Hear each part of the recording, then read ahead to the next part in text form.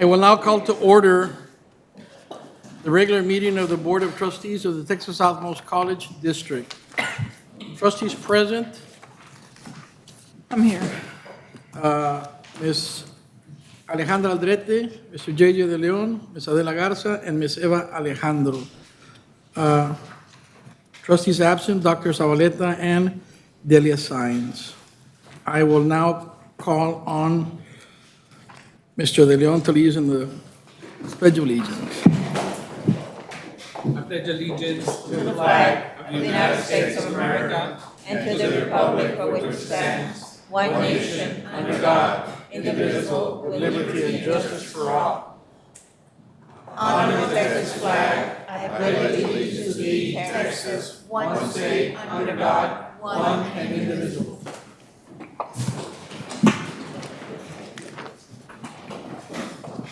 Next item on the agenda is 3 public comments. No public comments. Item number 4, President's Report. Dr. Rodriguez.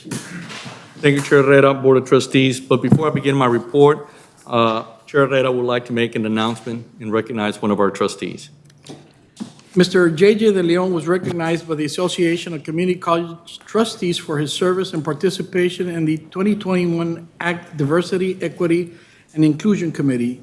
This committee ensures leadership for the involvement of historically underrepresented diverse populations within the governance activities of the organization. I cannot think of a more passionate and dedicated representative of our region than Trustee De Leon. On behalf of the Board of Trustees, thank you for your service to the community, the Association of Community Colleges Trustees, and as always, your commitment to Texas Southmost College, our students, and our community. Thank you, Mr. De Leon. Thank you. And I represent well. Thank you. Oh, yeah.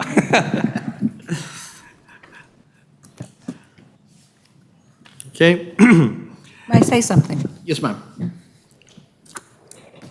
When Mr. Leon said, he wanted to serve in that You're committee. speaking very, very low today. I'm sorry. I can't hear you. Would you I'm just a little bit into the mic? When Mr. Leon said he wanted to participate in that committee, it took the board, and I thought it was a good thing. And I think we need to put ourselves in other committees as well, because we go, we learn, we do things, but there's so much more that we can do to put TSC in the public's eye. Thank you, sir. Thank you, Mr. President. Thank you, Chair Herrera, Board of Trustees. As the students are finishing up their midterms for the fall semester, we are already looking ahead for the spring. Registrations for the spring 2022 semester kicked off last Friday on October the 15th. The Student Services Division is engaged in outreach to current students through email and the TSC mobile app.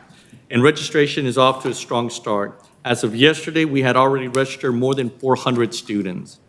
I'm also pleased to report that the Texas Workforce Commission continues to invest in our community.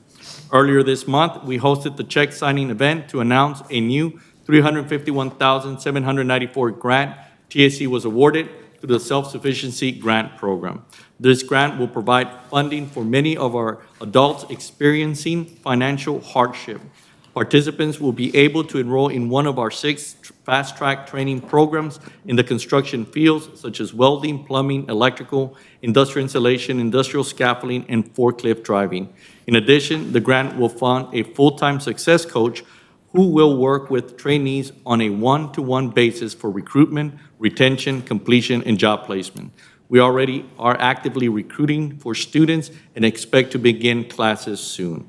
Congratulations to our Workforce Training Division and our grants team for their continued exceptional work on behalf of our communities. And this month, we participated in several events with our K-12 partners. TSC hosted high school counselors from across the Rio Grande Valley last week for our annual Counselors Update event. The counselors, both new to the position and veterans, were provided with information about TSC's programs, services, resources, and discovered why Texas Southmost College is the first college of choice for many of our students and families who are seeking academic transfer and workforce programs of study. On October 4th, I joined our partners at the Brownsville Independent School District and Veterans Memorial Early College High School to celebrate the school's College Success Gold Award, a distinction awarded by greatschools.org. The school was recognized as one of the best in the country at preparing students to enroll and succeed in college. We are very pleased to continue to partner with our Brownsville Independent School District in dual credit in early college high school to help students achieve their dream of earning a college education. I also had the opportunity to attend the premiere of the Performing Arts Showcase in the Dance Theater Greek Mythology performance on September 30th at Porter Early College High School. And I'm happy to report the arts continue to thrive in our community. The performances were organized by our 21st Century Community Learning Centers. Students and sponsors met virtually during the 2020-21 school year to prepare the performances, which were recorded at the TSC's Performing Arts Center. I extend my congratulations to Dr. Tipton and her team for their dedication to the students in the 21st Century program. With the fall semester in full swing on campus, a wide array of student life activities are underway. We hosted our second soccer home game on October 2nd, playing to a 3-3 tie against Baylor University. Trustees Aldrete joined me in the game opening ceremonies, the coin flip, and the ceremonial kickoff. Thank you, Trustee Aldrete, for joining us, ma'am. Our team enjoyed a boisterous crowd of home fans, students, and parents. And the following weekend, the Scorpions defeated the Texas A&M Galveston 3-2 on the road and later lost to the conference-leading UT Longhorns. The soccer club will play its final game of the season at home against Texas State at 3 p.m. this coming Saturday on October 23rd at the Scorpion Field. A win will send us to the regional tournament. So it's a nail-biter, guys. We got to win. No pressure. But I truly wish our student athletes good luck with this weekend, and I invite the entire Scorpion family to cheer our team on to victory. TSC celebrated the Hispanic Heritage Month on October 11th. The festive atmosphere in the endowment courtyard was highlighted by the mariachis and ballet folklorico performances. The performers had everyone dancing along, including myself. It was a fun-filled afternoon, and everyone had the opportunity to enjoy games, food, and culture. We held the annual pizza and the president's event on Monday. I always enjoy the opportunity to spend time with our students on an informal basis. I can tell you that the Scorpion spirit has never been stronger. I enjoy the pizza and break away from my diet, but that's okay. I would like to acknowledge, I was going to take this. 1 second. Because then he tells us, do not offer, do not encourage that. Huh? So, sir, you have to have some willpower. I'm trying. Yes, ma'am. Yes, ma'am. On another note, I would like to take this moment to acknowledge Mr. Armando Ponce, another one of our employees who successfully defended his dissertation yesterday. So please give and congratulate Dr. Armando Ponce. He's a doctor. He doesn't have to report to work anymore. He's asleep, he's tired. He's exhausted. No, but congratulations. Dr. Ponce. Now, I applaud the TSC's Foundation Board of Directors for approving a $1 million gift to Texas Southwest College for scholarships for workforce training programs. You probably read about it in today's paper. We're very excited about what this means for hundreds of students who enroll in short-term workforce training programs. This investment of $1 million is projected to yield a return on investment of almost $20 million within the first year of employment of all graduates. And last week, I sent you an email introducing our new Chief of Staff, Dr. Stella Garcia, who joined us Monday, October the 11th.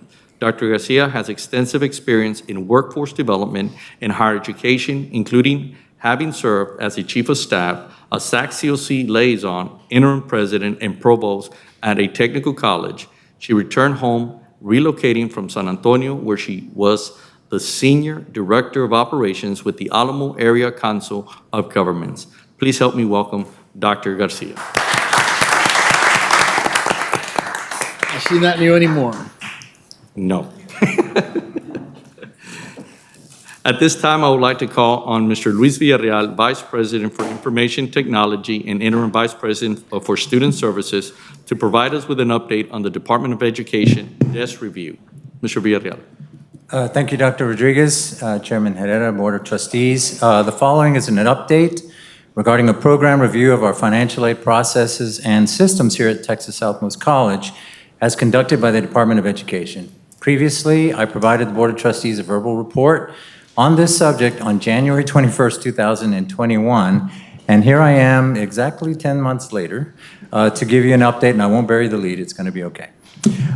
Should I need any assistance, I have here Vanessa Vasquez, who is our Executive Director of Enrollment and Academic Services, Oscar Hernandez, Interim AVP of Student Services, and our new Director of Financial Aid, who you may not have met, Ms. Pamela Jones. So if you would stand up in the back there. If I get any trouble, one of you intervene. From March 18th through March 22nd of 2019, the U.S. Department of Education's Office of Federal Student Aid conducted a review of TSC's administration of programs authorized pursuant to Title IV of the Higher Education Act. What does that mean? In layman's terms, the DOE came on site to conduct a review of our financial aid department, processes, procedures, and the disbursement of federal aid funds to our students. They did that by requesting information from us that we provided to them regarding our data that resides in our student information system, and also by requesting documentation that supports our processes to disperse those funds to show that we are compliant or not compliant with standard operating procedures related to that disbursement. The reviewers identified a sample of 30 files which we provided for the fiscal years 2017-18, 2018-19. In the report, they'll refer to that as the calendar years 17 and 18. This was the first time we had had such a review since the separation, and I'd like to point out this has nothing to do with our accreditation. Like any other program review, the findings associated with the review have as much to do with what we provided and what we did not provide. More on that to come, but as a point of order, the reviewers were very respectful and thankful for our cooperation and courtesies while they were here. To give some context, TSC disperses more than $14 million of federal aid to our students in a given year. And just to give you an idea of the process, I know you know this, but students apply for financial aid by filling out a FAFSA, which is the free application for student aid. This includes tax information and it establishes their expected family contribution. The financial aid gets that information and determines how much aid the student's going to get. The institution must pay any credit balance to the student or parent within 14 days of crediting the student's account. And then we have to report back to the DOA those disbursements using their own system, which is called the Common Origination and Disbursement System. And just to give you an idea, what they do is they come here and they ask a bunch of questions. Essentially, they're going to ask, like, what locations do you have and which students do we provide financial aid to? Did we calculate the right amount of financial aid for those students? Have we counseled those students regarding their financial aid correctly? Did we disperse the right amount? Did we do it in the required time frame? Did we report those disbursements back to the DOE, and so on and so forth? If there were any rejected funds, did we return them to the DOE? It's all about time frame, process, procedures, deadlines, right? So the program review report was issued to TSC over a year ago on September 4th, 2020, roughly a year and a half after they were on site. There were several findings. In fact, there were 12 separate findings. I'm not going to list them all, but if you would like me to, I could. But I'm going to reference 3 of them in particular at the end of the report. Do them all, please. Okay, finding number 1, the title of that was ineligible locations. And these are very detailed, so if you want background, we can make that available, but it will take half the meeting to do so, right? Finding number 2, failure to monitor outstanding credit balance payments. Finding number 3, student credit balance deficiencies. Finding number 4, federal Pell Grant underpayment. Finding number 5, Title IV funds used to pay other charges without authorization. Finding number 6, inaccurate record keeping, inaccurate untimely reporting of COD disbursement dates. Finding number 7, return of Title IV policy inadequate or not monitored. Finding number 8, return of Title IV funds made late. Finding number 9, entrance-exit counseling deficiencies. Finding number 10, student status, inaccurate, untimely reporting. Finding number 11, crime awareness requirements not met, failure to publish a complete annual security policy. And finally, finding number 12, drug and alcohol abuse prevention program requirements not met, multiple violations. I will explain why finding 11 and 12 are even in this report. In September of 2020, President Rodriguez met with his cabinet to discuss the report and plan for our response. We convened a task force led by myself in early October of that year, and we were comprised of members from a bunch of departments represented here today, including financial aid, finance, the Office of Institutional Research, Planning and Effectiveness, information technology, student life, risk management and security, basically all hands on deck, right? We met weekly, we had to do research, we had to compare data, we had to look at the report, we had to speak with members of the DOE, the National Clearinghouse, National Direct Student Loan staff, you name it, to either certify and confirm the findings or to dispute the findings, right? And in some cases, TSC concurred with the findings, in some cases, we disputed the findings. But in all cases, we provided a written response with additional information, including student data, standard operating procedures, and the like, right? Our final response was about 200 pages long, and in fact, I think we left a copy of this in the President's office for your review. We cannot send it to you because it contains FERPA data and that kind of thing, student data, right? But I believe we made a copy available. If it's not still there, we can do that, and I'll work with Dr. Garcia to do that.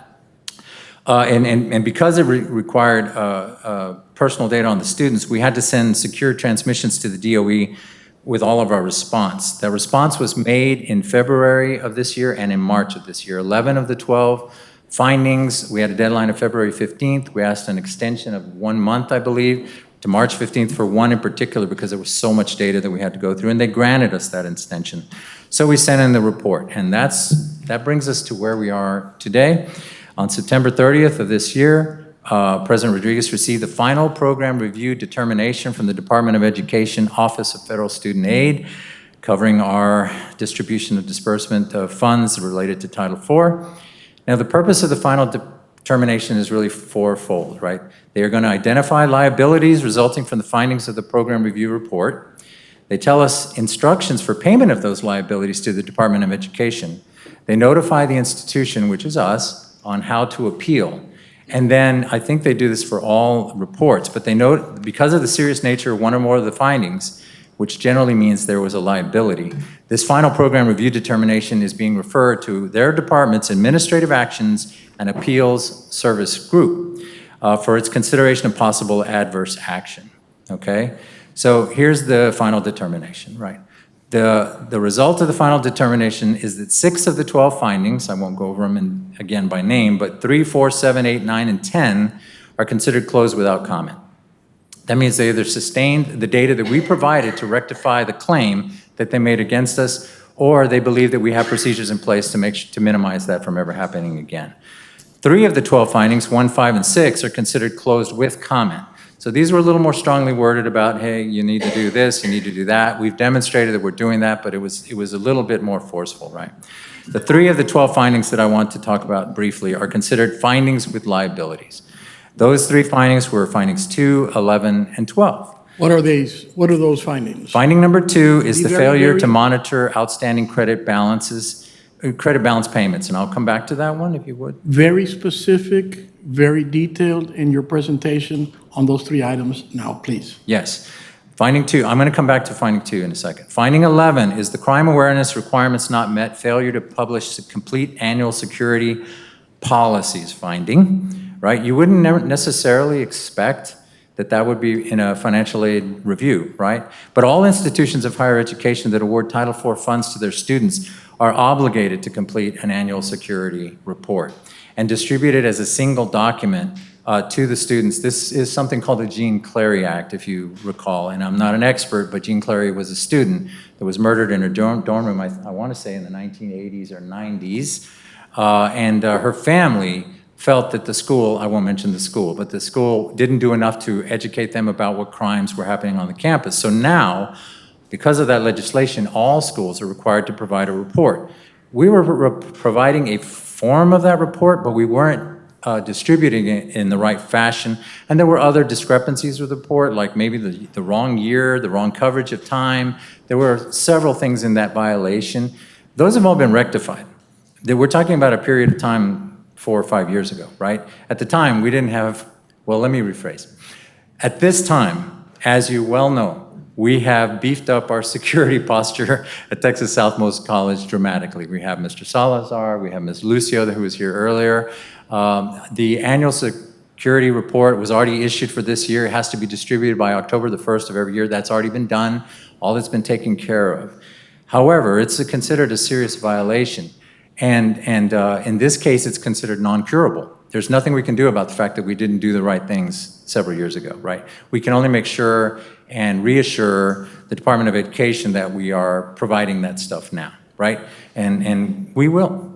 The finding number 12 was the drug and alcohol abuse prevention program requirements not met, multiple violations, a lot in there, right? The Drug-Free Schools and Communities Act requires the same thing of any school that issues financial aid via Title IV funds disbursement to their students, that they complete a Drug-Free Schools and Communities Act drug and alcohol abuse program. Drug and alcohol abuse program, right? And that information, again, must also be distributed in writing to all students, staff, and faculty. That currently occurs. That did not occur at all at the time of the review. I don't know why, but it was not being done at all. It was certainly not being published. It was not put on our website. I can say that the Clary Act information was on our website, but that's not enough, right? That's why we had that finding, right? You must include a written description of legal sanctions for unlawful possession of or distribution of illicit drugs or alcohol. You have to have a description of the health risks involved in illicit drugs and alcohol abuse, a description of counseling and treatment available to the students for those two things, and then a statement regarding disciplinary action that the institution itself can sanction for violations of illicit drug use or alcohol abuse, right? The bottom line is we did not comply with that requirement.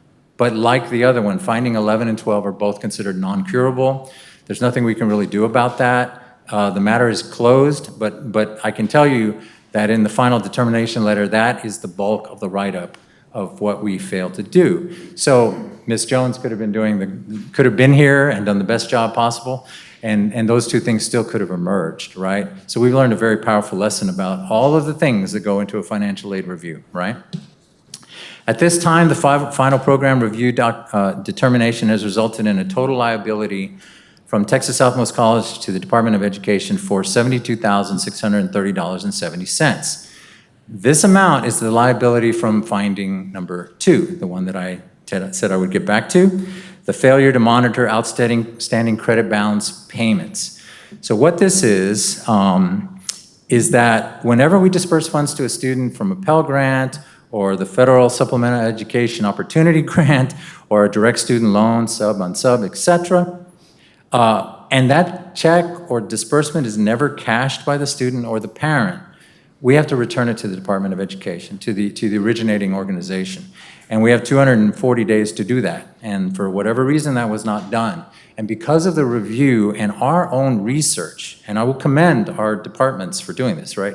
Because of our own research, we reported back that there were more years that we hadn't done this. So actually, the final determination letter, the $72,000, which is in principle about $71,800 and around $704 in cost of funds interest.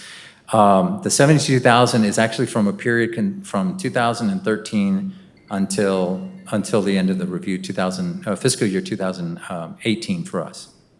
I'm sorry, 19 for us, right? So the $72,000 is for that entire period, and mind you, we give millions and millions of dollars every year in disbursement. So again, this is like, I'm giving something to Ms. Aldrete, she never cashed the funds, it's in an account at Texas Southwest, we're supposed to return it, that did not happen.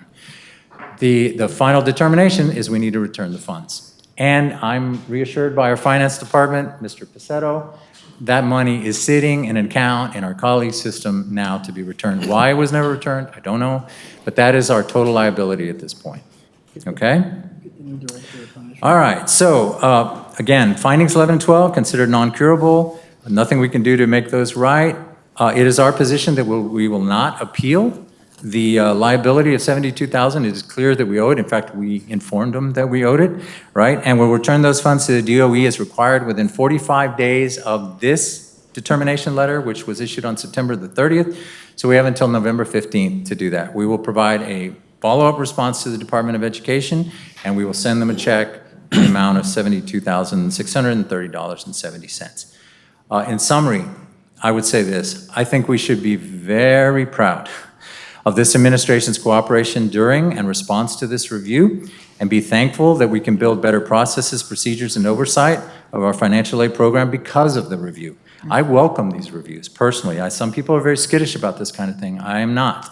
This is how we build a better organization. This is why oversight occurs. We will continue to meet on a regular basis to ensure we comply with all regulations and requirements pursuant to Title IV of the Higher Education Act. We've already started those meetings. That concludes my report, Dr. Rodriguez. If you have any questions or comments, I'll try to answer. I would like to have the new Director of Financial Aid and ask her some questions.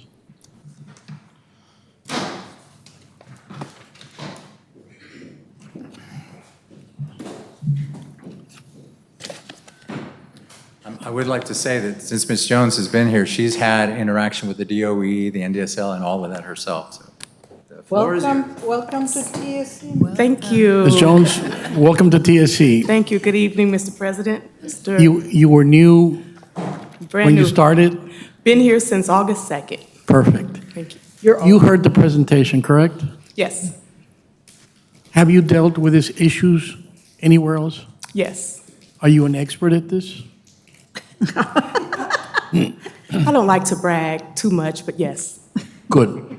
Do you think it can keep us in line with all this findings that they found several years ago? Yes, it takes a team, and they've done very well with this particular audit. So they're on the right track. They have everything in place to move forward. So yes, we can stay on track. So from today on, we will not have any findings, correct? Are you saying today on we will not have any findings? Correct. Correct? Today on, we will do our best to ensure that we stay in compliance with the Department of Education. Well, hearing what you heard and the issues and the 12 findings that they have, I'm pretty sure that you heard them. Yes. The reason that we brought in, or the president said he brought an expert, is because we will never have these problems again. Right. So, monkey is on our backs right now. Yes. Welcome. Thank you. Thank you. Thank you for having me. If I may, Chairman Herrera, the fact that there were only 3 liabilities indicates that some of the data that we provided during the review, and that was under different leadership, wasn't even correct, right? So they found findings that we disputed and resolved for them by providing the correct data. I totally understand, and I totally understand the history behind this. And I understand that we have been building since 2016 something that was non-existent. And I know it takes a lot of time to develop this policies and procedures and steps and teamwork. And it's perfectly understandable. And we're good. $72,000 out of millions, as you say, is good.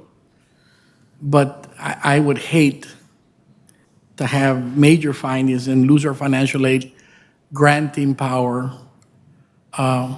which would not be good. So I want to thank you so much. Any questions? No, sir. Thank you. Thank you. Chair Herrera, for trustees, this concludes my report. Thank you. Thank you, sir.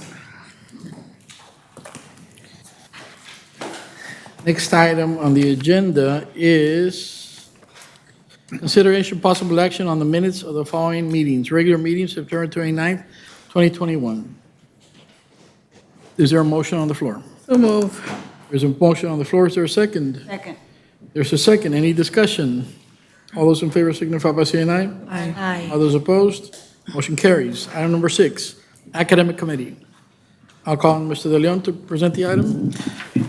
Thank you, Mr. President. The Academic Committee met on Monday, October the 18th, 2021. Present were Chair Herrera, Mesa de la Garza, President Rodriguez, myself, and members of the TSC administration. The committee discussed the following items. 6A, consideration and possible action on approval of Memorandum of Understanding between Texas Southmost College and Seaport. Dr. Kyle, Vice President of Instruction, and Dr. Abu Salim, Dean of STEAM, will present this item.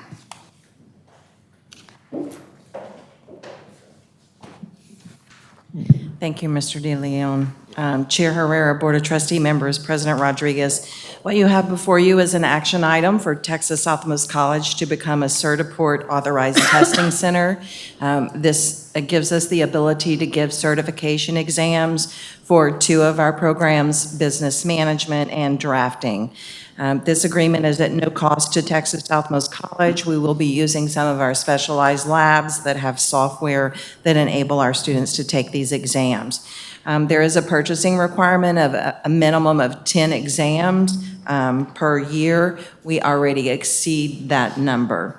This is a 1-year term. It auto-renews for 1 year additional terms unless we terminate the agreement. If you have any questions, Dr. Abu Salim and I are here to answer those for you. A proposed motion is to approve the Memorandum of Understanding with Seaport and authorize President Rodriguez to sign the agreement. Second. There's a motion on the floor. There's a second. Any discussion? All those in favor signify by saying aye. Aye. All those opposed? Motion carries. Next item. Item 6B, consideration and possible action on award RFP 2201 for industrial welding testing service and certification. Dr. Kyle, Vice President of Instruction, and Dr. Flashman, Associate Vice President of Instruction, will present this item. Thank you, sir. Board of Trustee members, Chair Herrera, President Rodriguez. The action item you have before you is a request for proposal for industrial weld testing services and certifications. Basically, what we're trying to do is we solicited professional services from a certified welding inspector, which is associated with the American Welding Society. Dr. Flashman is here with your permission, sir, to present the RFP specs and results. Thank you. Good evening, Mr. Chair, members of the board, Mr. President. We met, and in September, to set the stage, as you're aware, the college recently started providing American Welding Society testing services. Since we have made this service available, industry has started coming to the college and requesting that we provide AWS testing for their incumbent, and in some instances, new employees.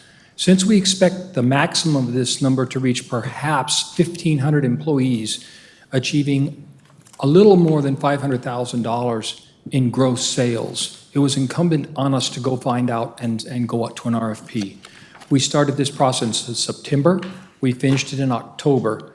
We identified the scope of work as these 6 primary welding functions. These were based on what industry stated they needed at the time, but I do want you to know that we are not limited to these 6 functions. If industry came to us, for instance, and wanted a G6 welding in an inch, and they wanted a tinsel and X-ray testing, we could do that. It would simply be a different price. For these 6 most popular tests, we anticipate a range between $150 and $250 per test, and that range is based on exactly what the industry wants us to perform. Mm-hmm. I would like to make sure that you understand in our testing, there is a profit built into all of our costs, so we'll make money. We are designed to make money on everything that we do. We found that the individual that we're recommending is Sparks Consulting, Matt Richard. That name should be familiar to you. Mr. Richard is also the CWI that we currently use to provide AWS testing to our Brownsville Independent School District. With that as a background, any questions? Any questions? I so move to award RFP 2201 for industrial welding testing service and certification to Spark Consulting LLC for the period of October 25th, 2021 to August 31st, 2022, with the option to renew for 3 years. Additionally, 1-year term, and authorize President Rodriguez to execute the contract as presented. There's a motion on the floor. Is there a second? Second? Adela already said second. There's a motion and a second. All those, any discussion? All those in favor signify by saying aye. Aye. All those opposed? Motion carries. Thank you very much. Thank you. Item 6C, consideration and possible action on approval of memorandum of understanding between Texas Southmost College and Brownsville Wellness Coalition. I will call Dr. Kyle and Dr. Fuentes and Dr. Busalim to present this item. Thank you, sir. With your permission, I'd like to ask Dr. Fuentes to present this item. Thank you. Use the microphone. In 1926, Chair Herrera, members of the board, and President Rodriguez, I'm here today to present this item for your consideration and possible action on approval of a memorandum of understanding between Texas Southmost College and Brownsville Wellness Coalition. With this new agreement, we will reestablish our greenhouse and community garden, which is out by the facilities. It's about 22,000 square feet. It includes the greenhouse and the raised beds, gardens. With this memorandum of agreement, the Wellness Coalition, Brownsville Wellness Coalition will help us establish the gardens, along with providing educational programs for our students and community at the site. Any questions? I so move to approve the memorandum of understanding between Texas Southmost College and the Brownsville Wellness Coalition and authorize President Rodriguez to sign the MOU. There's a motion on the floor. Is there a second? Second. There's a motion and a second. All those in favor signify, any discussion, questions? All those in favor signify by saying aye. Aye. All those opposed? Motion carries. Thank you. Thank you, Dr. Fuente. Next item, 6D, consideration and possible action on approval of memorandum of understanding between Texas Southmost College and Tipton Motors Incorporated. I will have Dr. Kyle and Dr. Busalim present this item. Thank you, sir. What you have before you is an agreement with Tipton Ford under their Ford Automotive Career Exploration Program, which is a national program. The local dealership would like to partner with the community college for this program. There are a number of benefits for that, which are shown to you in this agreement. This is at no cost to TSC, and it will be in partnership with our automotive technology program. There is a termination clause in this agreement, which is 60 days, but it needs to coincide with the end of the semester, obviously. If you have any questions about the benefits and services of this particular agreement, then Dr. Abusalim can speak to those. Any questions? I so move to approve the memorandum of understanding between Texas Southmost College and Tipton Ford Incorporated and authorize President Rodriguez to sign the MOU. There's a motion on the floor. There's a second. Any discussion? All those in favor signify by saying aye. Aye. I was Those going to say opposed? something. I know you said it so fast. Make sure you speak to the microphone. Pues no sé cuál. One of those. Are you going to have Dr. Fuentes as your Spokesperson? spokesperson? Yes. I want to thank you guys for doing this because this is our local Ford dealer. And this would not have been possible had you not put in the work. And I'm very, very, very proud of partnering with local dealers. Thank you so much for your work. Yes. Thank you, ma'am. Next item. This concludes my report, Mr. Thank you so much, Mr. De Leon. Thank you. Next item on the agenda is Finance Committee. I'll call on Ms. Garza. One of those, because they're going to make you repeat. Es que la voz la tengo muy bien. The Finance Committee met on Monday, October the 18th via Zoom. Present were Ms. Eva Alejandro, Chair Herrera, Dr. Rodriguez, myself, and members of the TSC Administration and College Legal Counsel. The committee discussed the following items. And we're going to start with fourth quarter investment report for fiscal year 2021, and I'll call on Dr. Figueroa and Mr. Pecero to present the item. Thank you, Ms. Garza. Chairman Herrera, members of the board, with your permission, I'll have Mr. Pecero, our comptroller, do our fourth quarter investment report for fiscal year 21. Thank you, Dr. Figueroa. Chairman Herrera, members of the board, President Rodriguez, I have before you the investment report for the fourth quarter fiscal year ended 2021. And I'll go ahead and preface the report by saying that it's a 5-page report, but I'm going to mainly concentrate my presentation on the table that we have at the top of page 1, right here. So this is where I'll be mainly concentrating my presentations. All of the items described in the report, the different investment instruments that we use, the balances, the interest rates, the interest earned, all of that data on the subsequent 4 pages are summarized in that table, and the report is laid out in a format that complies with the Public Funds Investment Act. And that act requires that management report to the Board of Trustees every 3 months, or every 3 months prepare a report that contains the data that you see here, and this report meets those compliance requirements. So I'll go ahead and mention that on that table here at the top, we have a fourth quarter column, which I'll go ahead and go over very briefly. I'd like to mention that the other columns in that same table are comparative info for the prior 3 quarters that we've presented the report. And I'll summarize my presentation by highlighting some of the larger items on that last column that we see right here. So our current funds, we have approximately 67 million, and that's comprised of our general fund and unrestricted funds. We have also 14 million in our plant funds, which are mostly restricted. And the last item that I'll mention here, we have $85 million as a subtotal for that column, and that currently represents all our investments, our fair market value at August 31st, 2021. And with that, Mr. Chairman, I'll conclude my presentation. If there's any questions, I'd like to take the opportunity to try and answer those at this time.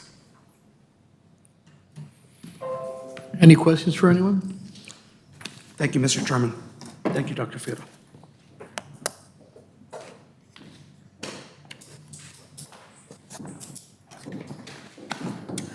Okay. 7B, update on grants award to Texas Southmost College for the month of September 2021. Dr. Figueroa and Dr. Fuentes. Thank you, Chairman Herrera, TSC board members, and President Rodriguez. I'm here to give you an update on the month of September on grant activity. We were granted 3 awards. Our first one's from the Texas Higher Education Coordinating Board in the amount for $235,000. That's our annual Perkins allocation. The second is our National Science Foundation, LSAP, for $160,000, which supports our STEM students to articulate to a 4-year university. And last, a Texas Workforce Commission grant, Skills Development Fund grant with Steel Coast for $283,000. I'm here if you have any questions, specific questions about these awards. I think we're good. In addition to that, last month you asked for an allocation of our awards for the last fiscal year. And this is what Dr. Figueroa and myself put together in her team for the percentage of the grant allocation: credit, college-wide, secondary school support, and workforce. We're also here if you have any questions. Thank you, Dr. Fuentes. Thank you. This was for information only. No action is required. 7C, all instructional CARES expenditure report. And the report is in the packet. Ms. Alejandra and I looked at it, and it is, I mean, it is substantial.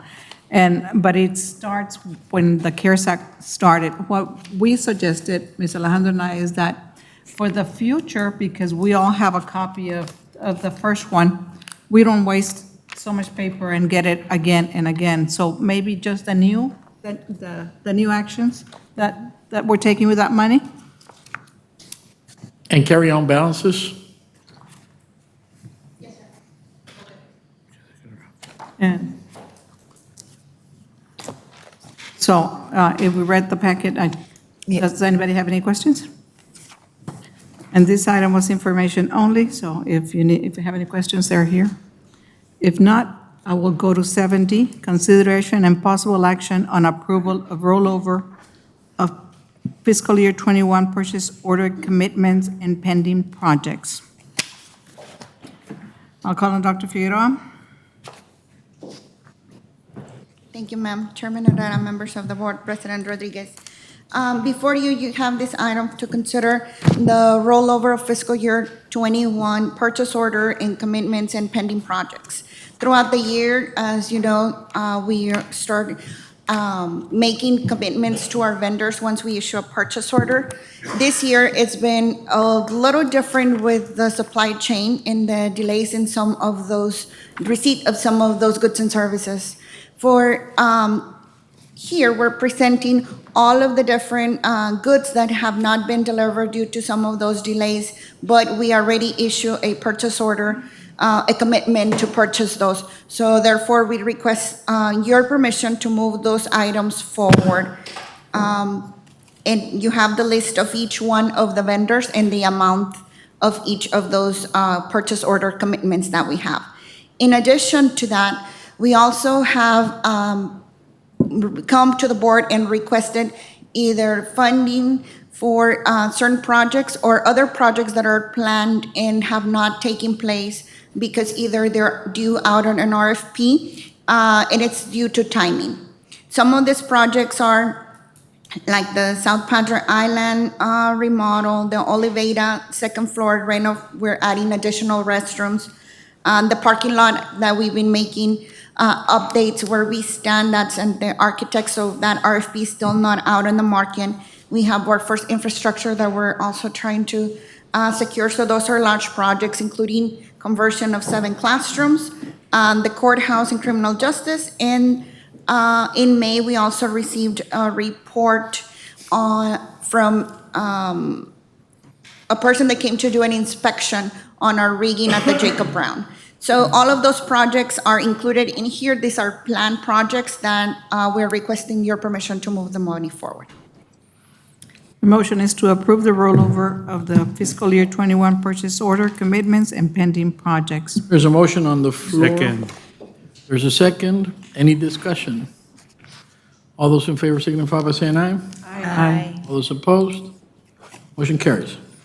I want to go back to the report on the CARES Act and suggest, Dr. Garcia, that we leave it in our packet and then just add the new expenditures. Thank you. With the balances, So that way, we always have it if we want to refer to it. Thank you. 7E, consideration and possible action on approval of budget amendment 22-002 to roll over fiscal year 21 purchase order commitments and pending projects. Dr. Figueroa? Yes, ma'am. This is a follow-up to the prior item, given that the board approved the rollover of those purchase order balances and projects. We need a budget amendment to reflect that in our budget. And I move to approve the budget amendment 22-002 for fiscal year 2022 as presented. there's a motion on the floor. Is there a second? There is a second. Discussion. How much are we 11. amending? 11. 11. 11 and change. 11,690 to 979. Can you explain in a nutshell why we're doing this? Yes, sir. So those are some purchase order commitments that we have. The bulk of it, I'm going to give you 2 big projects, the roofing and I got it. I got it. I just was not present in that meeting, and I read, but I forget. No, but that was, it partnered with the item before. Yes. There's a motion on the floor. There's a second. All those in favor signify by saying aye. Aye. All those opposed? Motion carries.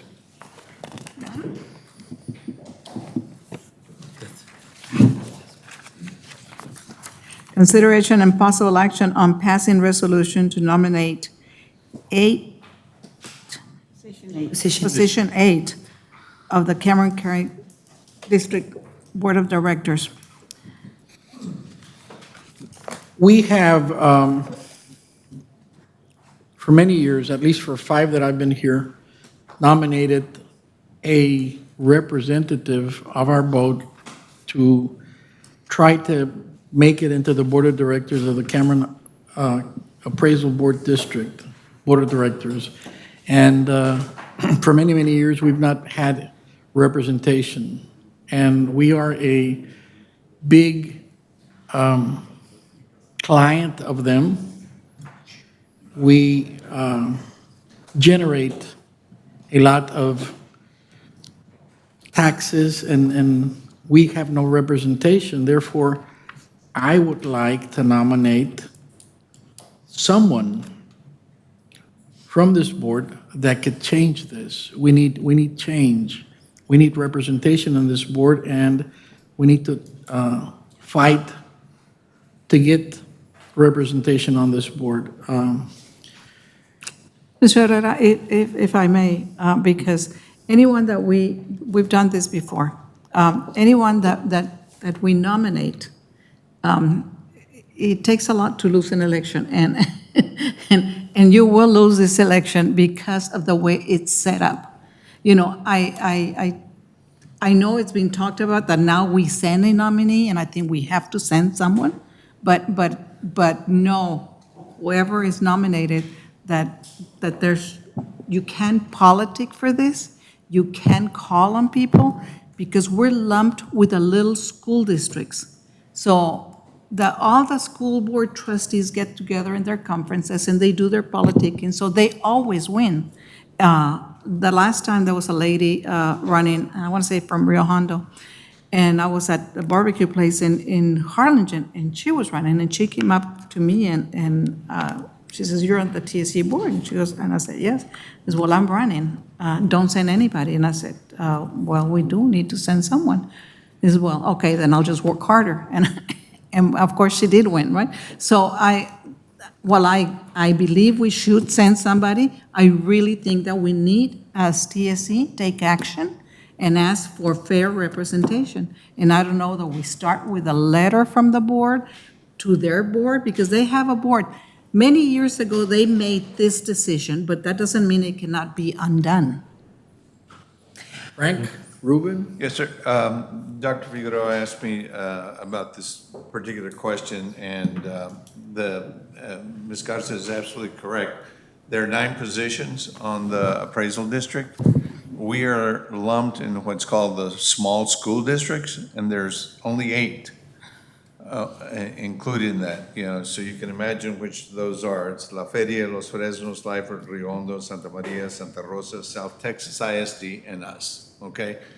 What it takes is 5 votes from those 8 in order to get a representation. So in order for us to do that, you basically have to politic those other board members, and that comes from just personal contact that you have with them. That puts us at a disadvantage, mainly because these ISDs have all these conferences, and we don't go to those conferences. We're not ISDs, so we get kind of put aside. So I think Ms. Garza is absolutely correct. We ought to have a different, position that allows the college to be able to have its own representative on there. But that's the way it is right now. And the way they did that was by resolution back whenever. And the reason they did that was because they've also got a category for the small cities, so that just the big ISDs and the big cities would not have all of the representation on the appraisal list. I will nominate Ms. Garza to go and wreak havoc. Wreak havoc Change this. I didn't lose the election, so this one I will lose for sure. Or, Ms. Aldrete, would you like to do it? Would you like to what? lose an election? I don't want to lose an election. I mean, I feel we have to write that letter because we are a large taxing entity. And why is other districts or ISDs that have less than us having a appointee and we don't? But you know what, I'll We don't need take to it have and our let's name fight on a it. ballot. Maybe we should write a letter and say, But I think, is that an option, that we have to appoint someone anyways? No, we don't have to, because the other one wins without. Oh. And for a long time, we didn't appoint anyone. And then Dr. Zabaleta made a point, we need to be represented. And I think that year, he was appointed, of course, he didn't win. And then Mr. Rendon? Mr. Rendon was appointed, of course. my question is who votes? The trustees? Yes. So we get a ballot. No. So who votes? They do. The ISDs. No, actually, we'll get a ballot whether. We get one Whether ballot. we vote for us or for the person. And we vote for us all the time. But we need 5. We only vote for us. Yeah, So but we then you need have 5, Celtex right? ISD, Los Fresnos, La Feria, blah, blah, blah, blah. But you would need to politic the whole board, because the whole board makes one vote. And they all have their appointee. So I understand how it's a lost vote. Okay. Yeah. Oh, but we gotta change this. Yeah, but. gotta change I'll it. take We're starting And- with the and we letter. start with the letter, yeah. We start with the letter. So I nominate Ms. Garza to go wreak havoc over there. Don't feel bad. Is there a second to this? I second. There's a nomination and a second. All those in favor signify by saying aye. Aye. Thank you. I'll help you out. I appreciate it. I'll help you out, Ms. Garza. We'll all help you out. And other than the nomination, I would ask Dr. Rodriguez to write a letter to the effect and have our legal Council review. counsel and But I think it department. has to come from the board. Yes. I think it has to come from the board. We want to be represented, and we're not. Exactly. And how we're larger than all these other little ISDs. Anyway, there is a nomination, there's a second. All those in favor signify by saying aye. Aye. Aye. All those opposed? Next item is student services. I'll call on, who's with Dr. Zabaleta? Thank you, Chair Herrera. The Student Services Committee met on Friday, October 15th, 2021 via Zoom. Present were Dr. Zabaleta and myself, members of the TSC administration and college legal counsel. The committee discussed the following items. 7A, consideration and possible action on approval of fitness equipment purchase for the recreation center. I call on Mr. Luis Villarreal, Vice President of Information, Technology, and Dr. Armando Ponce, Executive Director of Student Life. So, thank you, Ms. Aldrete, Chairman Herrera, Board of Trustees, Dr. Rodriguez. Dr. Ponce is not available today. I will ask Mr. Cano, Raul Cano, to come up. He's our coordinator at the rec center. If for no other reason that we get to see Mr. Cano in a jacket and a tie. You're not supposed to outdress your boss, by the way, but it's too Well, late. it's a change, it's quite Yeah. a change for the tights that he always uses at the rec center. Absolutely. And there's nobody better to present this fitness item than me, I could tell you. So the purchase of this new equipment will improve the safety of users at the rec, I guess I should advance the slide. The purchase of this new equipment at the rec center will improve the safety and obviously the appearance of the rec center. The purchase includes 13 different equipment items. I believe it's actually 18 of the 13 kinds that will replace old existing equipment, including treadmills, ellipticals, upright bikes, Olympic bench presses, leg presses, multi-station jungles. I can't tell you how long I've waited to teleboard multi-station jungle in an item, and an adjustable bench. You can see some of the existing conditions of the equipment is pretty bad. They're old, rusted bolts, bearings. Some of the machines, the readouts don't work. Some of the equipment's out of order, et cetera. LED screens dim, turn off, heart rate sensors don't work. It's a hazard for a lot of our students and the community. And so these are some of the pictures where you can see the rust or the wear and tear. There are many folks at the rec center that try to maintain this equipment, replace the vinyl on the benches and so on. But some of the rust is just untenable now. And you can see there some close-ups of what we're facing. If one of those pins should slip because somebody cannot insert it, somebody could get hurt. This is an example of the new equipment, the proposed fitness equipment purchase, power mills, upright bikes, cross trainers, treadmills, all the stuff I normally use. Hammer strength plates, leg presses, adjustable benches, etc. And of course, our multi-jungle. Oh. Still there? Okay, good. Yes.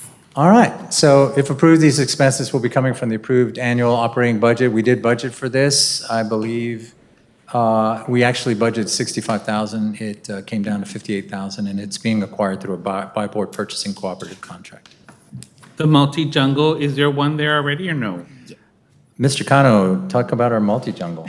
Do we have one? I mean, I don't, Are we replacing one? Board, good evening, Board, Dr. Rodriguez, Chairman, everyone. We need this equipment at this moment.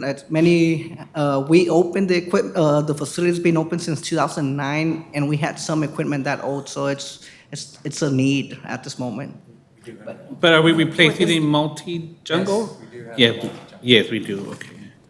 I don't remember. It's for the safety of our students. I've worn it out. They're worn out. Imagine running in that treadmill. If you If they- ever, You're gonna, foot is Can gonna we go just through. put a little bit of oil and maybe it work? Yeah. No. Are they sitting on the floor? Yeah. Are they doing? Mr. And I have JJ, no problem. there are a lot of people that are in the fitness world that want to stay fit and it helps with your mind, soul, and heart. that's exactly what I think and feel, and that's my life. Fitness. Is there a motion? Apparently, Thank you. the exercise equipment is a lot more important than chairs. than chairs and furniture Yes. for the classrooms. Do I hear a motion? Hold on. To approve purchase of fitness equipment for the recreation center in a total amount of $58,900 from Advanced Exercise through by Board Purchasing Cooperative Contract 583-19 and authorize President Rodriguez to execute the purchase order contract as presented. There's a motion on the floor. Is there a second? Second. There's a motion and a second. Any discussion? Jungle gym, Jungle gym. anything? Fees, I just want to say fees for like alumni. Are they still at the same, have they changed? The fee is still $29.75 per month for alumni. Oh, that's not bad. 29. I want to ask legal that. $29.75 per month. Because we're alumni. Can we- Can we ethically use, if we pay our fees just like everybody else? Are we looking for I trouble? thought it was more. I actually voted for the rec center. Is there a picture? I think what the regulations is for employees and staff. I think if they're alumni, there should be no comment. Okay. That's my legal opinion. Well, I want. I want legal advice Frank, will what do you say? let us know and put in writing. I have no problem with I'm not an alumni, and I would like. I'll read the policies. policy and the applicable documents and tell you tomorrow morning. if you Well, want. I haven't read those documents. It's For very alumni nice in there. and for I like it. I think the last. Are you time gonna I go? was about- Yes. Are you gonna use the That's what I jungle think. gym? All those in favor signify by saying aye. Aye. All those opposed, motion carries.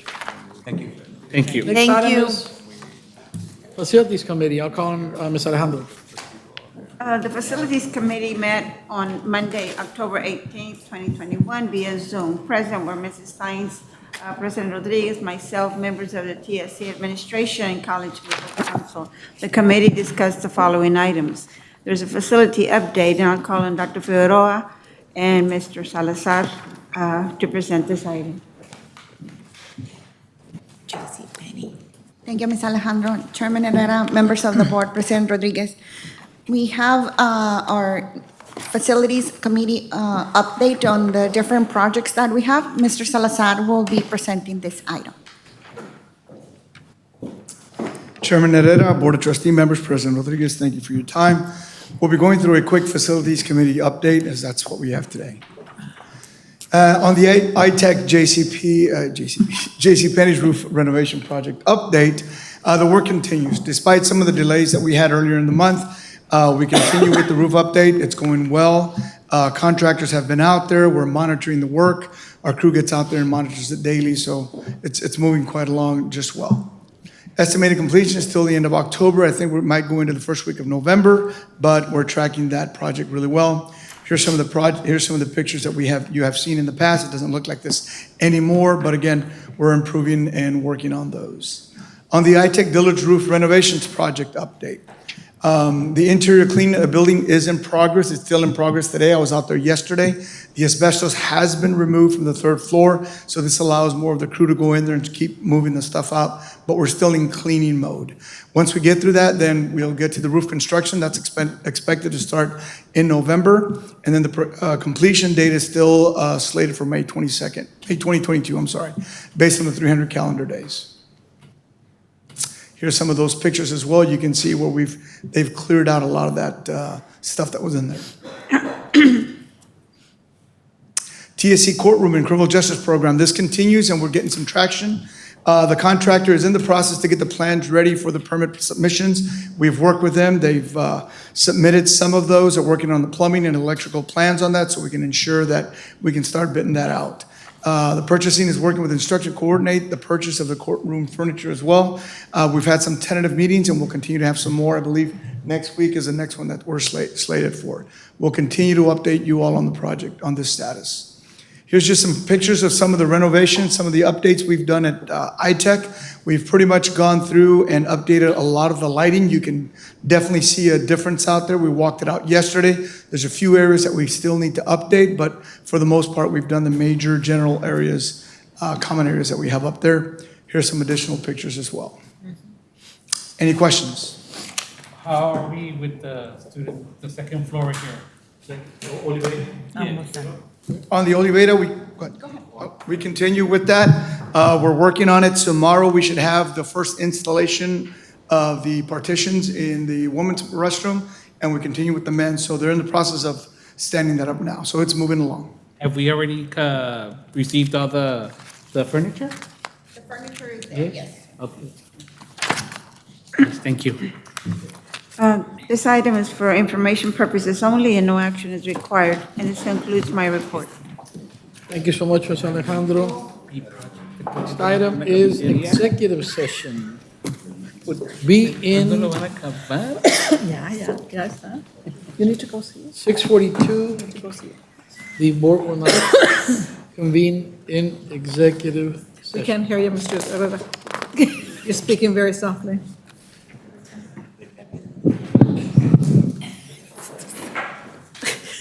Being 6:42, the board will not convene in executive session. You have to read them. Doesn't he read?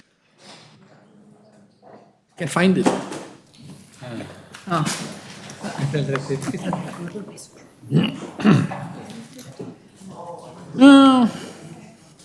Item number 10, executive session. The board will not convene in executive session as provided by Government Code, Chapter 551, .071, 551.072, and 551.074.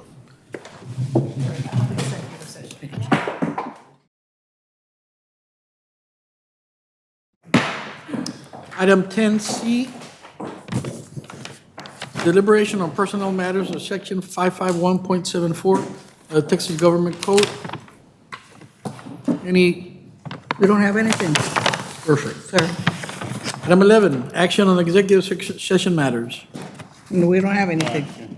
Item 12, announcement of proposed meeting dates. Regular board meeting, Thursday, November 18th at 5:30, and regular board meeting, December 16th at 5:30. Item number 13th, do I hear a motion to adjourn? So move. There's a I second that. motion and a second. Any discussion on adjourning? All those in favor, signify by saying aye. Aye. All those opposed, motion carries.